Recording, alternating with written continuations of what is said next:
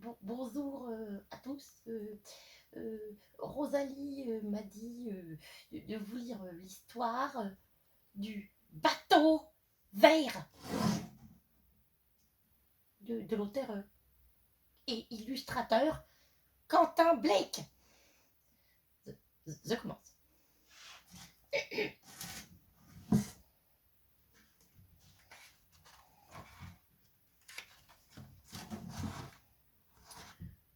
Je me souviens très clairement, encore maintenant, de ce que nous avons ressenti lorsque nous avons enjambé le mur du jardin de la grande maison.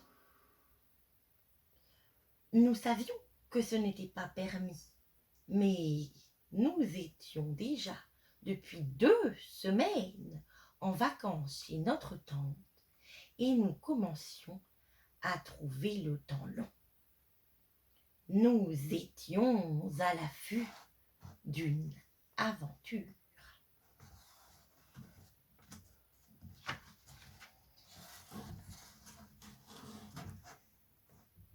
De l'autre côté du mur, le jardin ne ressemblait pas à ce que nous voyions d'habitude.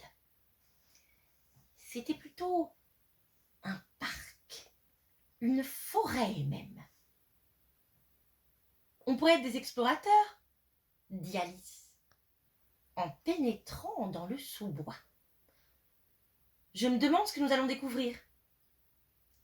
Les arbres étaient immenses et couverts de lierre. Cela ressemblait vraiment à la jungle. Nous nous enfonçâmes de plus en plus profondément. Nous avions l'impression d'être complètement perdus. Puis, tout à coup, en écartant un écran de bronzage, nous vîmes quelque chose d'absolument stupéfiant.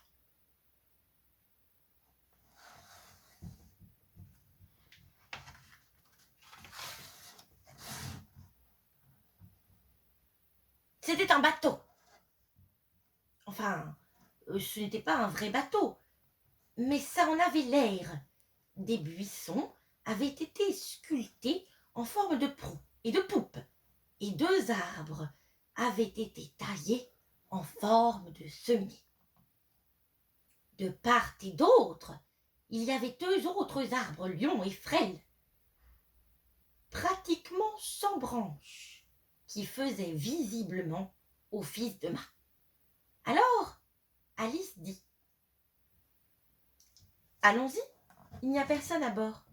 Jetons un coup d'œil. »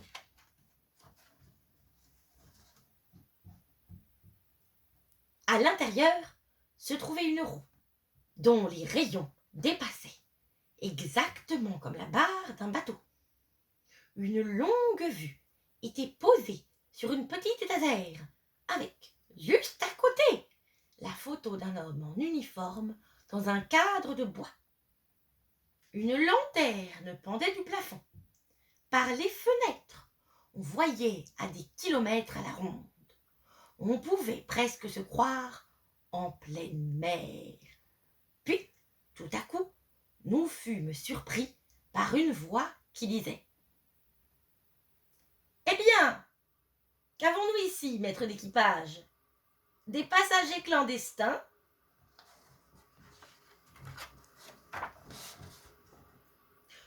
Une dame très mince, vêtue d'une robe mauve, nous regardait d'en bas. « Qu'en pensez-vous, maître d'équipage ?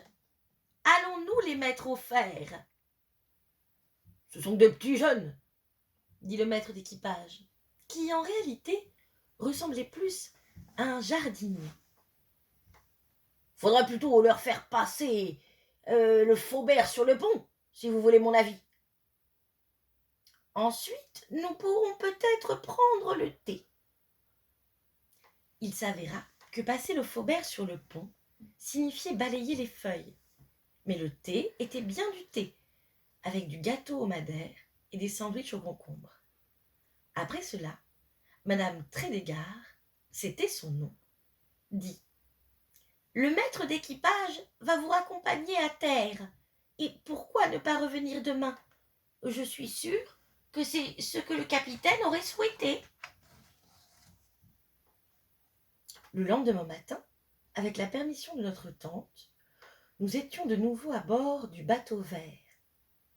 Nous escaladâmes les mâts. Nous prîmes la barre à tour de rôle pour diriger le bateau. Madame Trédégard nous montra comment nous servir de la longue-vue. À la fin de la journée, nous étions un équipage tout à fait au point.